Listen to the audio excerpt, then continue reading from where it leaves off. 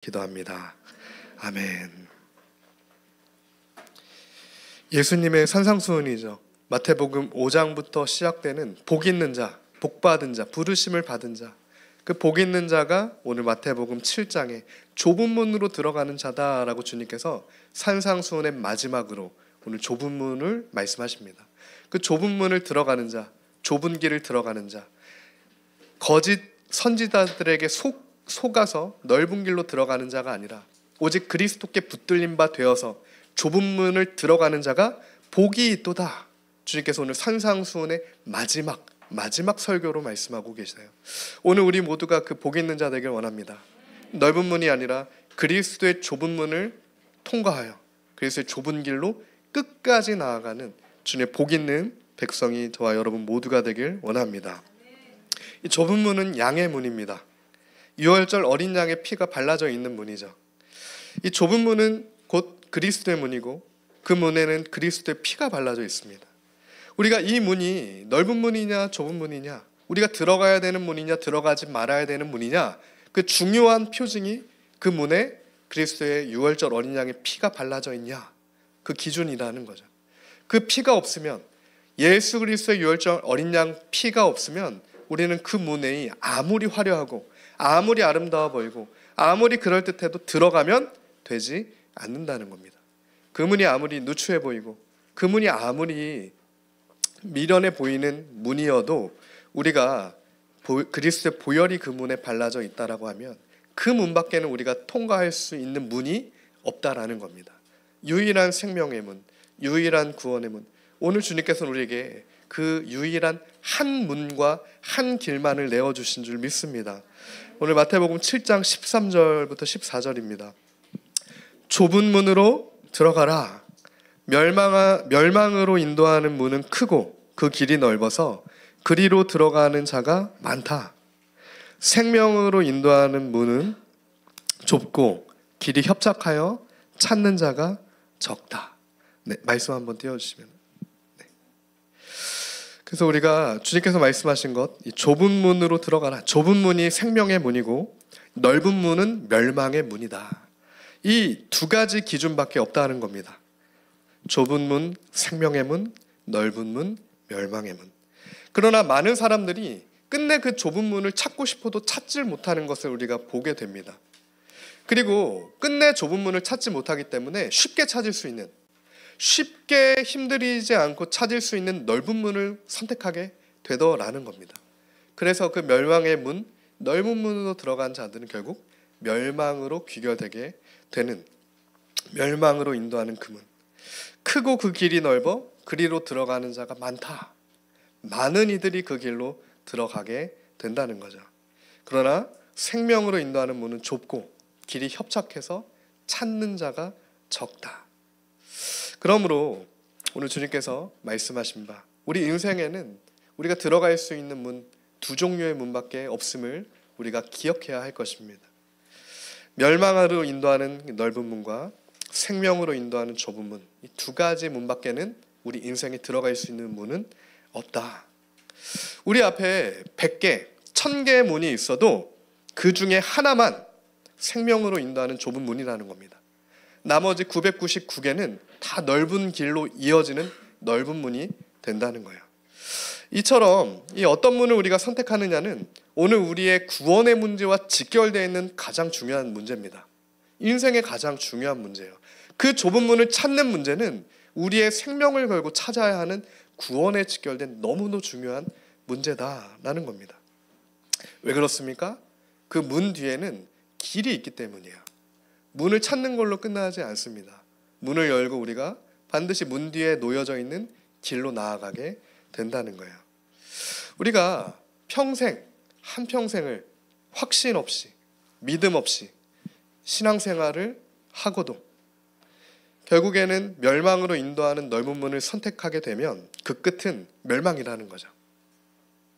약속을 붙들지 않는 자들, 믿음이 없는 자들, 확실한 그리스도 십자가 보혈에 대한 십자가의 도를 붙들지 않는 자들은 결국 멸망의 문에 이르게 된다. 그 확실한 경고를 오늘 주님께서는 우리에게 하고 계십니다. 그러면 많은 사람들이 분명히 이 문은 나를 멸망으로 이끄는 그 문인 것을 알고도 우리가 알죠. 우리는 성령께서 우리와 함께 하시기 때문에 하나님 말씀의 증거가 있기 때문에 분명히 이 문은 넓은 문이라는 것을 압니다. 주님께서 가르쳐 주시는 거예요. 그렇지만 왜 많은 사람들이 결국에는 그 넓은 문을 선택하게 되는 걸까? 왜냐하면 그 넓은 문은 우리에게 너희가 이 문을 통과하면 너희에게 정치와 권세와 인기와 부와 명예와 이 땅에서 너희가 누릴 수 있는 모든 것을 이 문을 통과하는 자에게 부여해 줄 수 있다라고 우리를 유혹하기 때문이라는 겁니다. 속아 넘어가는 거예요. 결국 그 문은 영적인 문인 거죠. 이 문은 영적인 문들입니다. 첫사람 아담이 그 문을 선택했어요. 그 넓은 문을 선택한 첫사람 아담, 죄의 문이 된 거죠. 탐심의 문이 된 겁니다. 결국에는 첫사람 아담 이후에는 누구도 그 문에서 빠져나올 수가 없게 된 겁니다. 그 죄의 문, 그 죄의 구속력 때문에 누구도 좁은 문으로 들어갈 수가 없게 된 거죠. 이때 이 멸망으로 인도하는 문이다. 이 넓은 문을 멸망으로 인도하는 문이라고 하잖아요. 이때 멸망으로 인도하는 문이다라는 뜻이 멸망으로 끌려간다라는 뜻입니다. 그러니까 멸망으로 인도한다는 게 뭐냐면 마치 블랙홀처럼 우리를 끌어서 가는 거예요. 그 문에 우리가 도달하게 되면 그 넓은 길로 우리가 끌려 들어가게 되는 겁니다. 마치 블랙홀의 입구와도 같은 거죠. 그래서 주님께서는 그 블랙홀과 같은 넓은 문 앞에 서지 말아라 라고 오늘 우리에게 말씀하고 계신다는 겁니다. 그리고 주님께서 그 블랙홀로 빨려 들어가는 모든 사람, 주님이 선택하신 모든 사람들을 막아 세우시면서 새로운 문을 내어주신 거죠. 주님께서 찢기심으로, 주님께서 십자가에서 찢기심으로, 주님께서 그 찢기심으로 새로운 문이 되셨다. 그러므로 이제는 그리스도를 통과하여 그리스도 안으로 들어가라. 그것이 유일한 좁은 문이다. 오늘 그 주님의 말씀이 오늘 우리 심령 가운데 들려지길 소망합니다. 우리는 예수 그리스도의 문으로 들어가야 해요. 그 문만이 유일한 생명의 문입니다. 이것은 우리가 100번, 1000번, 10,000번 강조해도 헛되지 않는 것은 그거는 우리의 생명과 구원과 직결된 문제다라는 겁니다. 그러면 우리가 어떻게 그 문을 찾을 수 있을까? 어떻게 우리가 그 그리스도의 좁은 문을 찾을 수 있을까? 많은 사람은 찾지 못하는 그 문을 어떻게 우리는 찾을 수가 있을까? 생각해 볼 수가 있죠. 첫 번째로 그 문은 좁다는 겁니다. 그러니까 넓지가 않은 거죠. 그 문은 좁다라고 했을 때 원어적으로 보면 이 좁다는 장애물이 있다라는 뜻이에요. 그 좁은 문 앞에는 반드시 장애물이 있습니다. 그래서 못 들어가는 거예요. 아무런 장애물이 없고 아무런 방해물이 없으면 그냥 찾아서 들어가는데 숨겨져 있는 겁니다. 장애물들을 다 치워서 들어갈 수 있는 거예요. 그래서 그 문을 찾지 못하는 겁니다. 그리고 그 길이 협착하다라고 돼 있어요. 생명의 문이. 이 협착하다라는 원어적인 뜻은 괴롭힘을 당하다라는 뜻이 있어요. 애워싸임을 당하다라는 뜻이 있습니다. 마치 느헤미야의 별명, 애워싸임을 당하는 자, 사방으로 우겨싸임을 당하는 자가 예레미야의 별명이었잖아요. 눈물의 선지자. 그 예레미야의 별명 애워싸임을 당하다라는 말처럼 그 길로 가는 것 자체가 애워싸임을 당하고 괴롭힘을 당할 수밖에 없는 좁은 길이다. 협착한 길이다.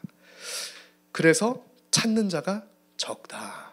그 길을 갖게 되는 자, 얻게 되는 자가 적다. 라고 주님께서 말씀하시는 거예요.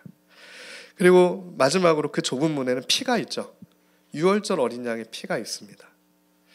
그 피의 능력을 아는 자만, 그리스도의 십자가의 도를 아는 자만, 나를 위해 대속하여 흘리신 예수 그리스도의 보혈의 능력을 아는 자만, 이 십자가의 도가 고린도전서 1장 18절에서 얘기하는 것처럼 멸망하는 자에게는 미련한 것이지만 구원을 얻는 저와 여러분에게는 하나님의 능력이 된다는 겁니다. 그 능력을 아는 자만, 그 약속을 아는 자만 어린 양의 피의 문으로 들어갈 수 있다는 겁니다.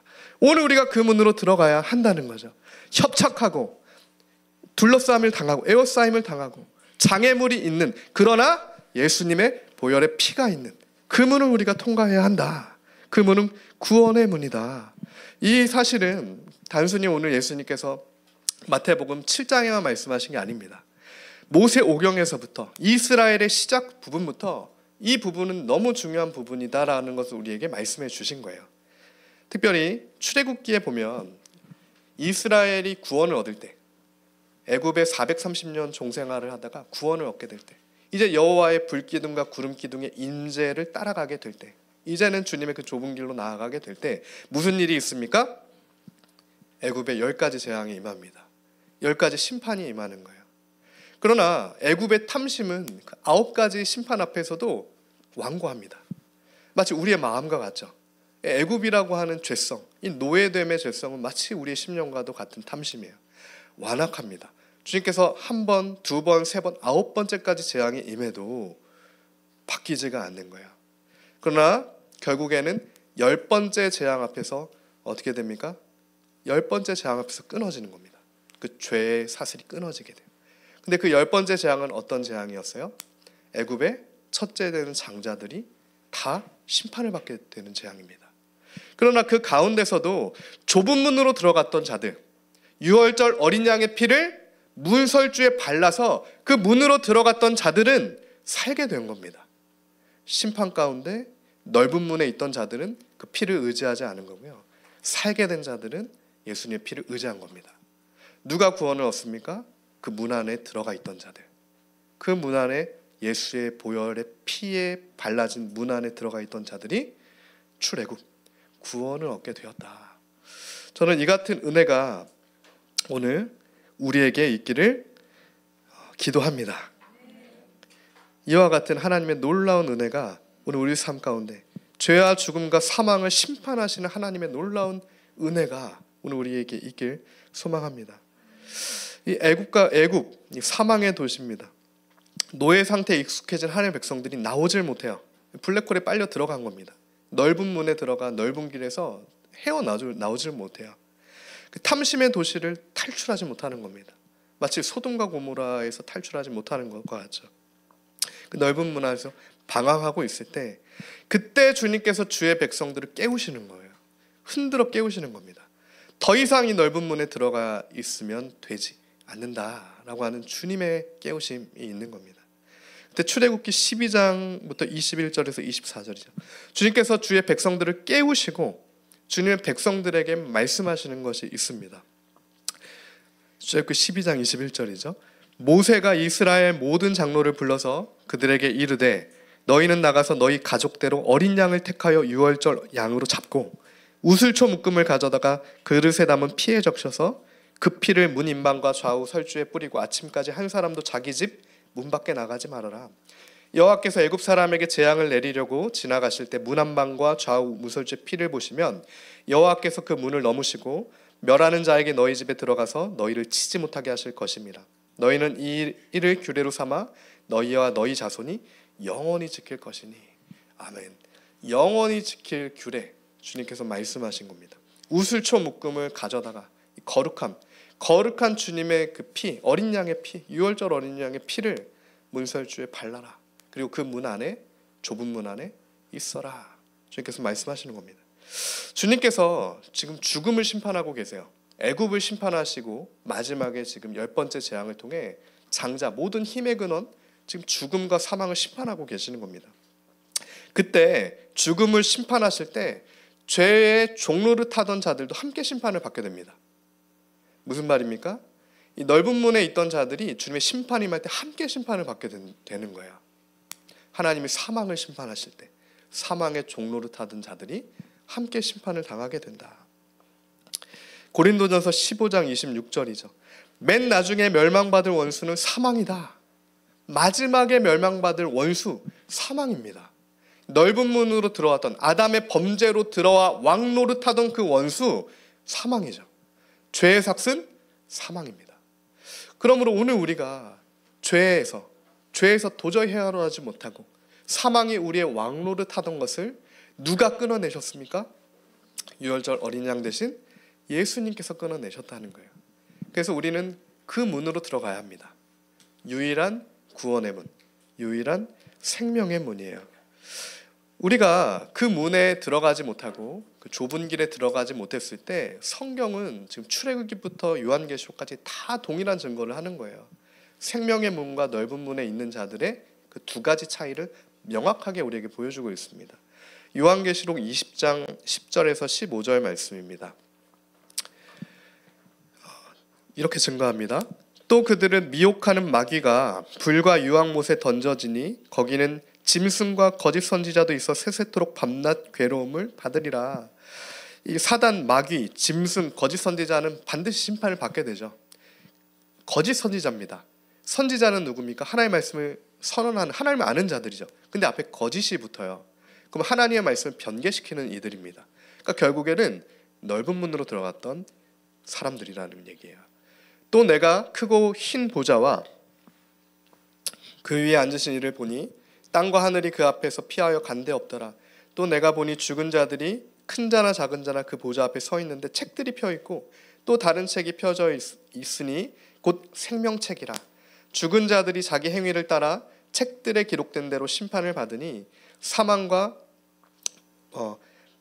바다가 그 가운데서 죽은 자들을 내주고 또 사망과 음부도 그 가운데서 죽은 자들을 내주매 각 사람이 자기 행위대로 심판을 받고 사망과 음부도 불못에 던져지니 이것은 둘째 사망 곧 불못이라.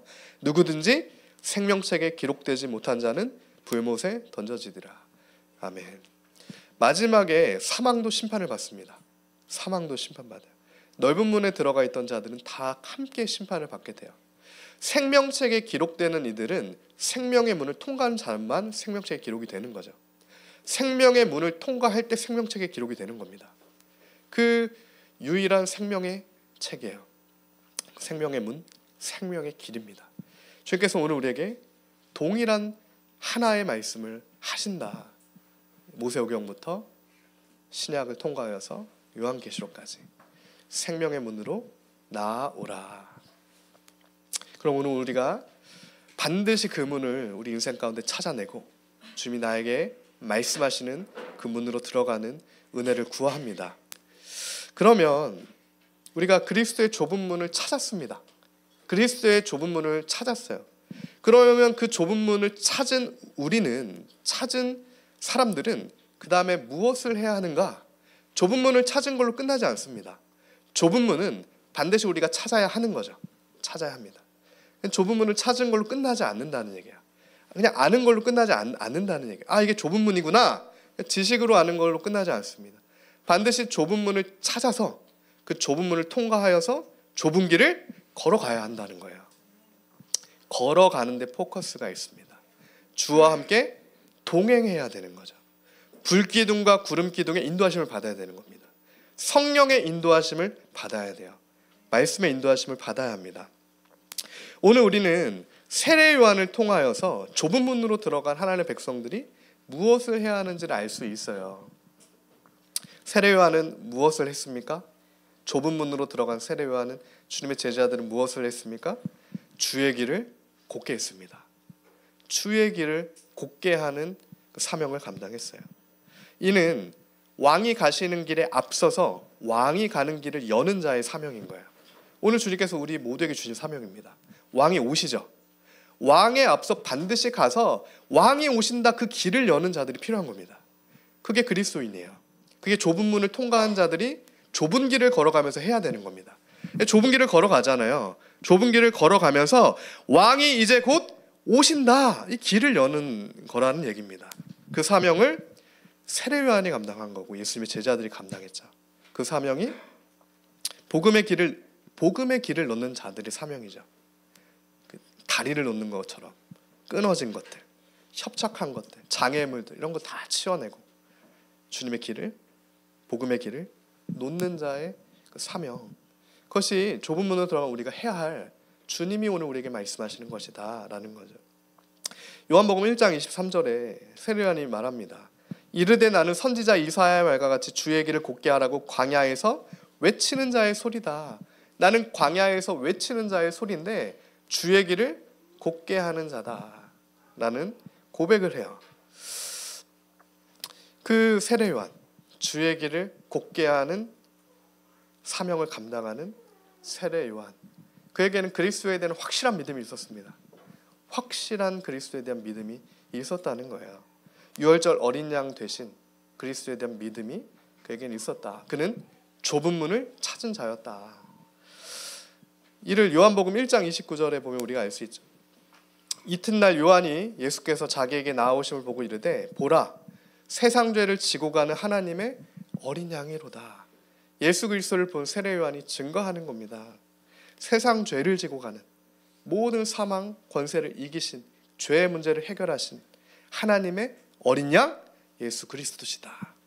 그 믿음이 세례 요한에 있었기 때문에 세례 요한은 주의 길을 곧게 하는 자가 될 수 있었다는 겁니다. 그러므로 저는 오늘 우리가 하나님의 어린 양이신 예수 그리스도의 좁은 문으로 들어가서 주의 길을 예비하고 곧게 하는 자가 우리 모두가 다 되기를 원합니다. 지금은 우리가 그 사명을 감당해야 합니다. 왕이 오시죠. 왕이 곧 오십니다. 우리는 왕이 오시기를 기다리는 사람들입니다. 주님의 백성들은 이 땅에 왕을 세우는 것을 고대하는 자들이 아닙니다. 정치적인 광풍 이런 것 앞에 가이사를 세우는 것에 우리의 포커스가 없다는 얘기입니다. 우리는 다시 오실 왕을 기다리며 그 왕의 길을 놓는 자들이에요. 그래서 이것을 말씀을 우리가 묵상하면서도 지난주부터 우리 교회에 대한 사명을 하나님께서 구체적으로 말씀해 주고 계신데 결국 우리 리빌더 처치 저와 여러분이 앞으로 나아갈 주의 길 곧게 하는 것이 무엇이냐라고 했을 때 그래서 복음의 길을 놓는다라는 얘기입니다. 전도와 선교와 교육이라는 거예요. 전도와 선교와 교육입니다. 우리 교회가 앞으로 주의 길을 곧게 해야 되는 것. 이를 줄이면 제가 지난주 청년들하고 얘기했는데 전선교, 전도와 선교와 교육. 그래서 우리는 전선교하자. 전성도가 전선교하자. 그래서 우리가 전도와 선교와 교육에 주님의 정말 불기둥과 구름기둥의 인도하심을 받으면서 주의 길을 곧게 하는 그 일을 주님이 우리에게 맡겨주셨다. 굉장히 복된 사명을 주신 거죠. 하나님을 알게 하셨고 주님의 문을 지금 통과하게 하시고 찾게 하셔서 주의 길을 걷게 하신다. 그 복된 자리까지 우리를 인도하시는 주님의 놀라운 은혜입니다. 우리가 그런데 전도와 선교와 교육, 주님의 다시 오실 길을 곧게 할 때 유의해야 될 게 있어요. 길을 놓아 보신 분들은 알겠지만 저는 군대에서 막 길 같은 걸 놓거든요. 새로운 길을 놉니다. 차가 다녀야 되니까. 반드시 해야 될 게 있습니다. 길을 놓을 때. 길이 아닌 것들을 다 부셔뜨려야 돼요. 장애물들을 다 솎아내야 됩니다. 평탄하지 않아 높아진 것들 다 평탄화 작업을 먼저 해야 돼요. 가다가 이게 길이 만들어지지 않는 것들을 다 제거해야 되는 거죠. 그 이후에 길이 놓여집니다. 그래서 주님께서 이 전도와 선교 교육을 우리가 내는 것을 위해서 두 가지를 맡겨주셨구나. 불법과는 명확하게 우리가 싸워야 되는 거죠. 거짓과 주의 길이 아닌 것과는 우리가 광야에 외치는 소리로서 세례 요한이 그러했듯이 우리가 그런 것들은 철저하게 진리가 아닌 것들을 다 배격해야 되는 거죠. 그리고 오직 진리의 길만을 우리가 놓고 따라가야 되는 겁니다. 예수님께서도 사복음서에 보면 화를 내신 적이 많이 없는데 정말 예수님께서 의분을 가지시고 감정적으로 화를 내신 부분이 딱 세 부분이 있습니다. 사복음서가 네 복음이 다 어떤 행적을 동일하게 증거하는 부분이 또 많지는 않습니다. 마태복음에 있다가 누가복음에 없고 한데 예수님께서 특별히 화를 내신 부분은 마태, 마가, 누가, 요한에 동일하게 다 증거가 되어 있어요. 세 번 다. 그 세 번이 언제였냐면 첫 번째는 예수님께서 성전에 들어가셨을 때였죠. 성전에 들어가셔서 하나님의 성전에서 매매하는 자들의 상을 둘러엎으실 겁니다. 결국 그게 결정적으로 예수님께서 십자가에 돌아가시게 된 원인이 됐어요. 그러나 그것은 구원에 직결되는 문제였다는 겁니다. 하나님의 성전이 거룩하지 않을 때, 하나님의 이름이 참남하게 될 때 예수님께서 그걸 둘러엎으시는 거예요.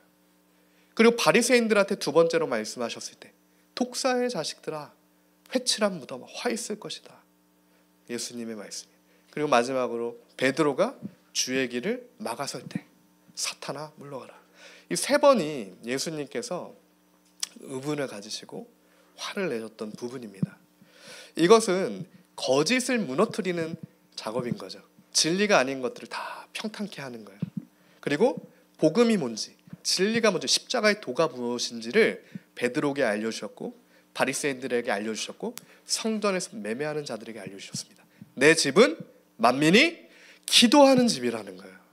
내 집은 만민이 기도하는 집인 겁니다. 하나님의 성전에서 우리가 주님을 만나야 하는 거예요.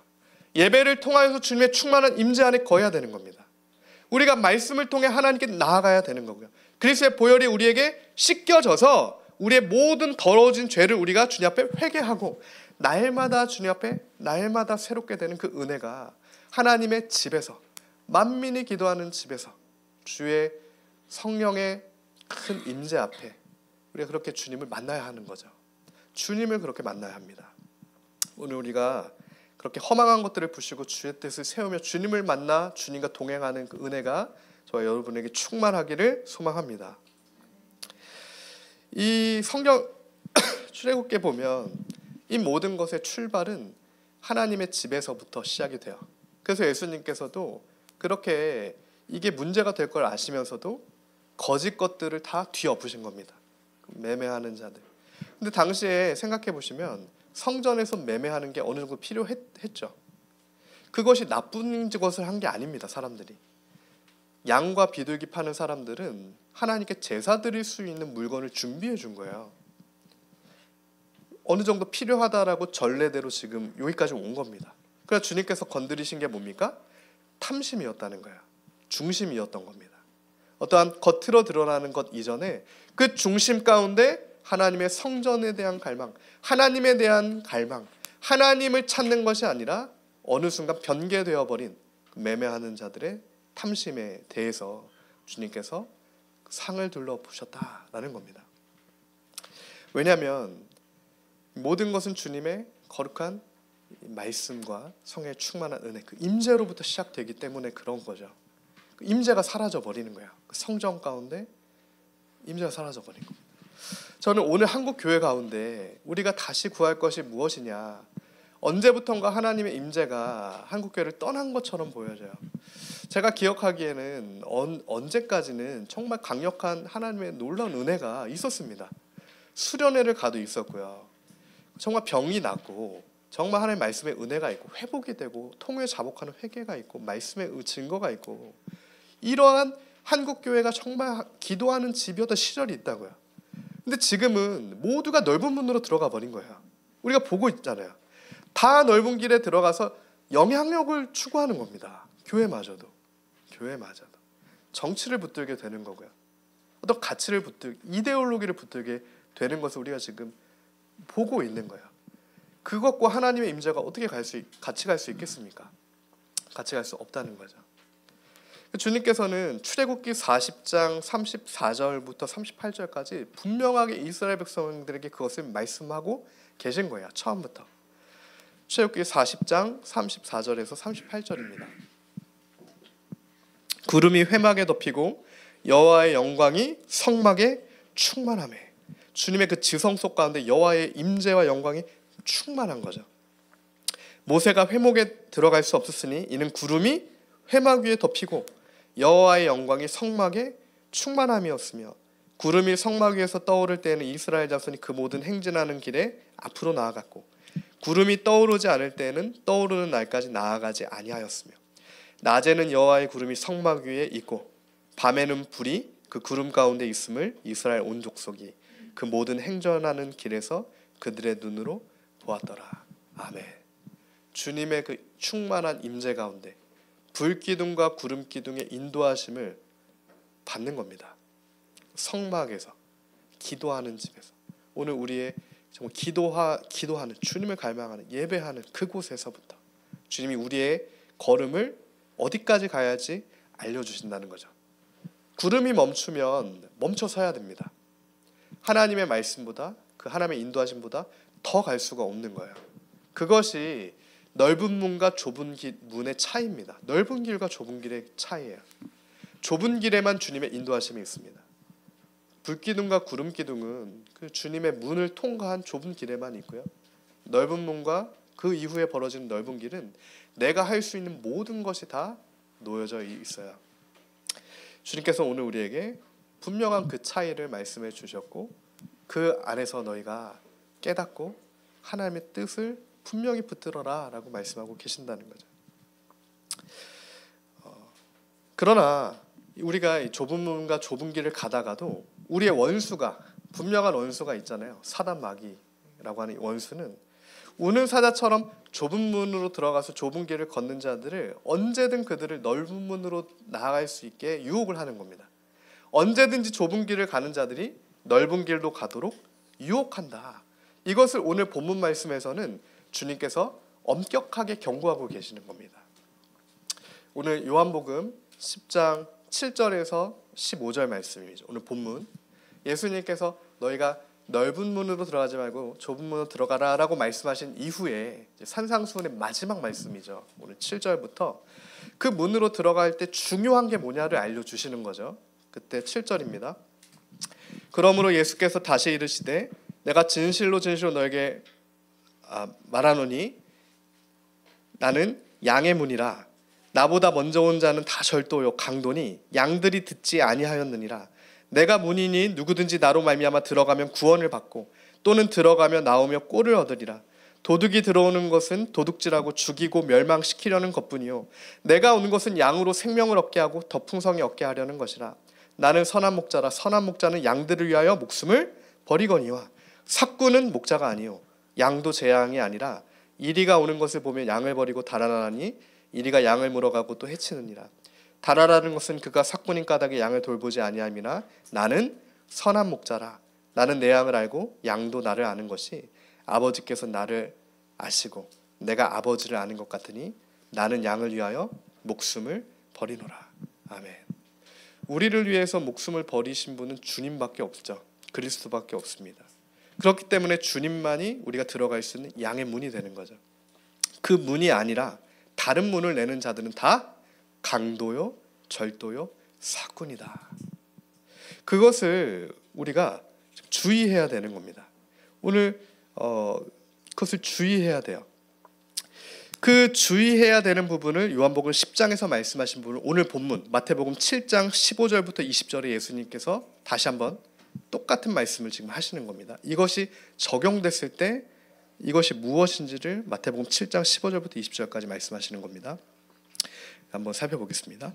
거짓 선지자들을 삼가라. 양의 옷을 입고 너희에게 나아오나 속에는 노략질하는 일이라. 이것이 아까 다 강도고 절도인 거죠. 그들의 열매로 그들을 알지니 가시나무에서 포도를 또는 엉겅퀴에서 무화과나를 따겠느냐. 이와 같이 좋은 나무마다 아름다운 열매 맺고 못된 나무가 나쁜 열매를 맺나니 좋은 나무가 나쁜 열매를 맺을 수 없고 못된 나무가 아름다운 열매를 맺을 수 없느니라. 아름다운 열매를 맺지 아니하는 나무마다 찍어 불에 던져지느니라. 이러므로 그들의 열매로 그들을 알리라. 아멘. 분명히 주님께서 오늘 우리에게 말씀하시는 것은 거짓 선지자들을 삼가라. 이 거짓 선지자들 그들은 일이라. 근데 그것을 우리가 하나님 어떻게 분별할 수 있습니까? 라고 했을 때 주님은 열매로 그들을 분별해라 라고 말씀하시는 거예요. 그냥 무조건 믿고 따라가는 게 아니라 열매로 반드시 거짓 선지자인지 아닌지를 분별해라. 왜 그렇습니까? 거짓 선지자에게 속으면 넓은 문으로 들어가 멸망하기 때문에 그래요. 구원과 직결되는 문제라. 분별해라 라고 말씀하시는 겁니다. 이때 그들의 열매라고 하는 이 열매라는 단어, 이 칼포스라는 단어인데 이 어원이 하르파조입니다. 이 하르파조의 뜻은 무슨 뜻이냐면 열매라는 뜻이 무슨 뜻이냐면 도적질하다라는 뜻이 있고 영적으로 낚아채다라는 뜻이 있어요. 그러니까 잡아채는 겁니다. 그러니까 무슨 말이냐면 주님께서 말씀하신 건 너희가 그들의 열매로 이가 거짓 선지자인지를 분별해라라고 했을 때 그가 너를 영적으로 낚아채는 자인지 도적질하는 자인지 잡아 끌어가는지 영적으로 완전히 이 혼미하게 하는 자인지 그걸 분별하라는 겁니다. 그 분별해야 되는 거야. 나중에 우리가 주님 앞에 주님 저는 분별하지 못해서 속아서 넓은 길로 갔습니다 라고 주님 앞에 토로할 여지가 없는 겁니다. 그 책임이 오늘 우리에게 있어요. 우리는 분별해야 됩니다. 지금도 사실은 이러한 거짓들이 너무 많아요. 그죠? 자유주의 신학 너무 한국 교회를 삼키고 있습니다. 행위 구원론은 자유주의입니다. 카톨릭 구원이에요. 믿음으로 구원을 얻습니다. 그리스도를 믿는 믿음으로 구원을 얻죠. 그리스도의 문으로 들어간 약속을 믿고 그 길을 걸어간 자들이 생명책에 이름이 기록되어 있는 거고 부르심을 받은 자들이 구원을 얻는 거죠.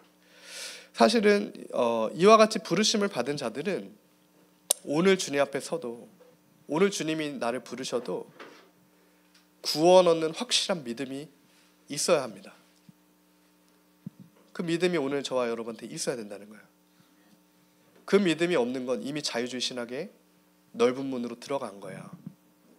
나는 부족해서 나는 아직 구원 못 받을 것 같습니다. 믿음이 없는 거죠. 반면으로 생각하면. 그러면 그 고백으로는 구원을 못 얻습니다. 그러니까 우리가 확실하게 알아야 되는 거예요. 이미 거짓 선지자들한테 삼켜져서 그렇게 세뇌를 당한 거란 얘기예요.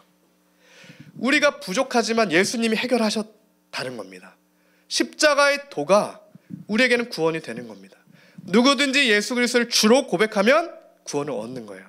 중심으로 아버지 앞에 나가면 그는 구원의 문으로 들어가는 겁니다. 그것만이 성경에서 우리에게 말씀하는 바입니다. 그 외에 나머지 문은 다 넓은 문이에요. 오늘날 우리가 사실은 이제 저희가 교회적으로 지금 목소리를 내고 있는 WCC, WEA, 로잔대회, NCCK 이런 것들이 왜 문제가 됩니까? 지금 무슬림하고도 하나가 됐고 카톨릭하고도 하나가 됐어요. 이제 기독교와 카톨릭과 무슬림이 하나다. 지금 이래 버리는 상황까지 올해 이제 10월 27일에 있는 WEA가 이걸 진행하기로 돼 있는데 큰 교회들이 이것들을 앞장서서 지금 끌어가고 있죠. 특별히 사랑의 교회, 여의도 수목교회가 끌어가고 있는데 넓은 문이죠. 넓은 길입니다. 어떻게 무슬림과 카톨릭과 함께 갈 수가 있겠어요? 구원의 문이 다르잖아요. 그래서 우리가 분별해야 되는 겁니다. 아무리 유명하고 아무리 유명한 선지자, 아무리 유명한 교회, 아무리 유명한 다 소용없다는 거예요. 오직 하나님 말씀만이 우리의 기준임을 우리가 믿습니다. 하나님 말씀만이 기준이에요. 오늘 우리에게 믿음이 없으면 주님께 구해야 합니다. 하나님 저에게 구원 얻는 확실한 믿음을 주십시오. 이 믿음은 주님을 만난 자만 가질 수 있겠죠. 예수님을 만나지 못했는데 그 믿음을 소유할 수 없는 거죠. 오늘 주님이 나를 만나 주셔야, 하나님이 나와 함께 하셔야, 성령의 충만한 은혜가 내 삶에 임해야 나는 오늘 주님 앞에 가도 주님의 유월절 어린 양 되신 예수 그리스도 때문에 주님 앞에 설 수 있다. 구원 얻는 주님의 백성이다라고 하는 그 흔들리지 않는 반석 위에 세운 확실한 믿음이 오늘 우리에게 있어야 한다. 그것을 위해서는 우리가 정말 우리의 생명을 걸 수도 있어야 되는 겁니다. 그 하나를 찾기 위해서. 아직 혹시라도 못 찾은 분이 계시다고 하면 정말 주님께 간절히 구함으로 그 문을 찾게 되길 소망합니다. 찾아야 해요. 그리고 말씀하시는 겁니다. 그들은 영적으로 너희를 낚아채는 그 열매, 영적으로 낚아채는 열매로 그들을 분별해라. 그리고 마태복음 7장 21절에서 27절 이어서 말씀하십니다. 우리가 하나님 말씀을 기준으로 할 때 자유주의 신학에서 많이 부분적으로 인용하는 말이 이 마태복음 말씀이기도 한데 이렇게 얘기합니다. 너희가 열매가 없는데, 너의 삶에 열매가 없는데 어떻게 구원을 얻을 수 있냐. 근데 그렇지가 않죠. 지금 우리가 살펴보자. 문맥을 살펴보면 그들의 열매로 그들을 알 것이다 라고 하는 대상이 누굽니까? 거짓 선지자예요. 지금 하나님의 사람들을 얘기하는 게 아니라 거짓 선지자들의 열매로 그들을 분별해라. 지금 이 본문에서의 뜻인 겁니다. 그 본문의 뜻에서 마지막으로 말씀하시는 게 마태복음 7장 21절인데 나더러 주여 주여 하는 자마다 다 천국에 들어갈 것이 아니요 다만 하늘에 계신 내 아버지의 뜻대로 행하는 자라야 들어가리라. 그날에 많은 사람이 나더러 이르되 주여 우리가 주의 이름으로 선지자 노릇하며 주의 이름으로 귀신을 쫓아내며 주의 이름으로 많은 권능을 행하지 아니하였나이까. 이 주여 주여 하는 자들이 누굽니까? 거짓 선지자라고요.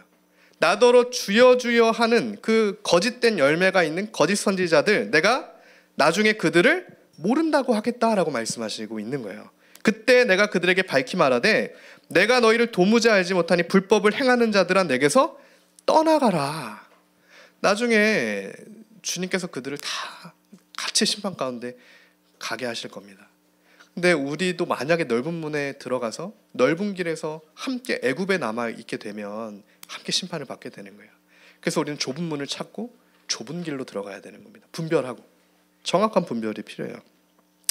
그래서 그 분별이 된 너희는 누구든지 나의 이 말을 듣고 행하는 자는 그 집을 반석 위에 지은 지혜로운 사람 같으리니 비가 나고 창수가 나고 바람이 불어 그 집에 부딪히되 무너지지 아니하나니 이는 주추를 반석 위에 놓은 까닭이요 나의 이 말을 듣고 행하지 아니하는 자는 그 집을 모래 위에 지은 어리석은 사람 같으리니 비가 내리고 창수가 나고 바람이 불어 그 집에 부딪힘에 무너져 그 무너짐이 심하니라. 주께서 말씀하시는 겁니다. 내 아버지의 뜻대로 행하는 자, 이 행하다 포이에오라는 뜻은 완수한다라는 뜻이 있어요. 그러니까 아버지의 뜻을 완수하는 자예요. 누구처럼? 세례 요한처럼, 예수님의 제자처럼 주의 길을 곧게 하는 그 완수하는 자들. 그것이 오늘 주님께서 우리에게 말씀하시는 주의 길입니다. 우리는 그 주님 주신 말씀을 완수해야 돼요. 그것이 주의 뜻대로 행하는 겁니다. 어떠한 도덕적인 그런 얘기를 하시는 게 아니고요. 주의 길을 곧게 하는 그 뜻대로 그 주의 뜻을 완수해라. 믿음으로 약속 붙들고 주님과 동행함으로 주님이 우리에게 주신 것을 끝까지 완수해라. 오늘 우리는 다시 한번 주님의 다시 오실 길을 예비하는 자들임을 믿습니다. 이 주님의 다시 오실 길을 예비하는 건 새로운 길을 내야 되는 겁니다. 모든 길이 막혀 있어요. 다 옛날에 좁은 길처럼 보였던 길도 지금 와서 보니까 다 넓은 길이 되어버렸습니다. 옛날엔 분명 좁은 길이었는데 어느 순간 탐심으로 들어가서 넓은 길로 길이 다 통합이 돼버린 거예요. 종교 통합이죠. 혼합입니다. 모든 게 통합됐잖아요. 이제는 교회랑 정치마저도 통합을 시켜버리는 그러한 길로 나아가잖아요. 그러나 주님께서는 그거를 정확하게 분리시키는 식이에요. 새로운 길을 내시는 겁니다. 그리고 지금은 그 새로운 길이 내어져야 되는 때예요. 주의 길이 내어져야 되는 겁니다. 주님께서 성전에서 성전 매매하는 자들의 상을 둘러 엎으셨듯이 모든 거짓을 우리가 주님의 말씀 맡은 자들이 청소하고 더러워진 것들을 쓸 수 있도록 청소하고 주의 길을 예비하는 그 사명이 오늘 저와 여러분에게 있습니다. 그 사명대로 가는 사람만이 그의 집이 모래 위에 지은 집이 되지 않고 반석 위에 지은 집이 됩니다. 그 사명의 길 위에 서 있지 않으면 다 허물어지게 돼 있어요. 모래 위에 집을 지으는 건 처음부터 모래 위에 집을 짓고 싶은 사람이 누가 있겠습니까? 이 기초가 모래라고 생각하면 누구도 그렇게 짓지 않겠죠.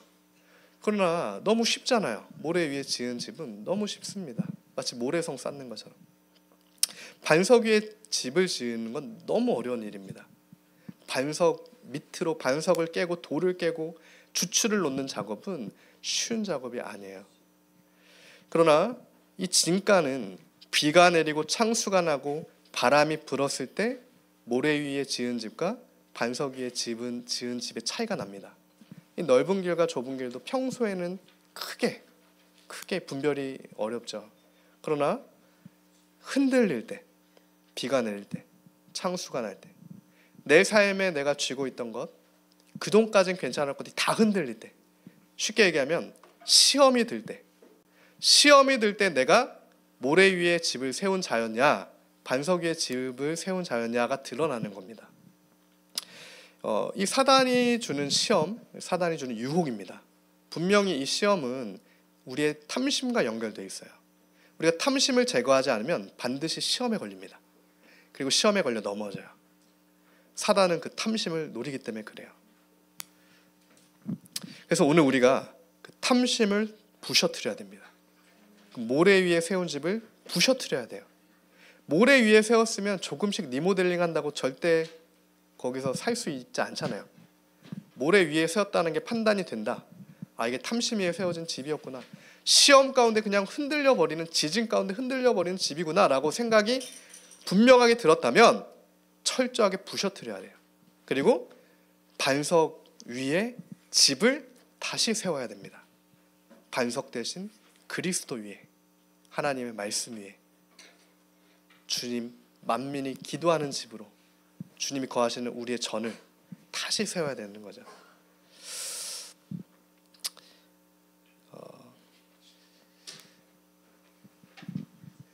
그러면서 하나님께서 그럼 우리가 어떻게 다시 세울 수 있습니까? 그러니까 모래 위에 세운 집을 무너뜨리고 반석 위에 다시 주님의 집을 세운다는 것은 무엇이고, 그럼 우리는 어떻게 해야 그렇게 주님의 집을 세울 수 있겠습니까? 라고 기도를 하게 될 때 하나님께서 주님이 처음에 주셨던 약속을 다시 떠오르게 하셨습니다. 지금 우리가 40일 동안 기도를 하고 있잖아요. 40일 시험을 이기는 영적 전쟁 기도회를 하고 있는데, 이 기간을 통해 하나님께서 처음에 주셨던 약속과 우리가 끝까지 걸어가야 할 사명에 대해서 계속 분명하고 선명하게 보여주시고 계신데, 저에게 주신 약속은 성령이 임하는 리빌더 처치, 성령이 임하시는 리빌더 처치, 평양에서 예루살렘까지, 평양에서 예루살렘까지 우리는 믿음으로 통일 한국 재건을 시작했고, 그리고 주님의 다시 오실 길을 예비하는 이 사명을 주셨습니다. 처음부터 주셨어요. 그래서 북한 재건이 필요해요. 동방의 예루살렘이라고 불렸던 주님의 복음이 사그러진 저 땅을 위해 우리가 기도해야 됩니다. 북한을 위해 기도해야 돼요. 우리 다음 세대들, 이 통일 한국, 북한의 문이 열렸을 때 복음으로 그 무너진 땅을 다시 세워야 됩니다. 전도와 선교와 교육이 필요한 거죠. 북한 땅에. 그리고 우리는 주님이 다시 오실 길을 예비한다. 평양에서 예루살렘까지. 그래서 지금 계속 선교적인 이제 교회 방향성들을 좀 찾기 위해서 기도하면서 저희가 이제 40일 기도회 끝나고 한번 중동 지역에 좀 가보려고 합니다. 저 개인적으로는 하나님께서 주셨던 처음에 비전이 무슬림 선교였어가지고 저는 사실 무슬림 선교사를 할까 이렇게 옛날에 생각했었다가 중국으로 또 가려고 했다가 하나님께서 교회를 개척하게 하셨는데, 이 모든 게 사실은 다 하나님의 계획 가운데 있었던 거구나. 결국 우리는 이 무슬림 중동 지역을 뚫고 예루살렘 이스라엘까지 복음 들고 가야 되는 선교적 사명이 있구나. 그 사명을 주셨다는 거죠.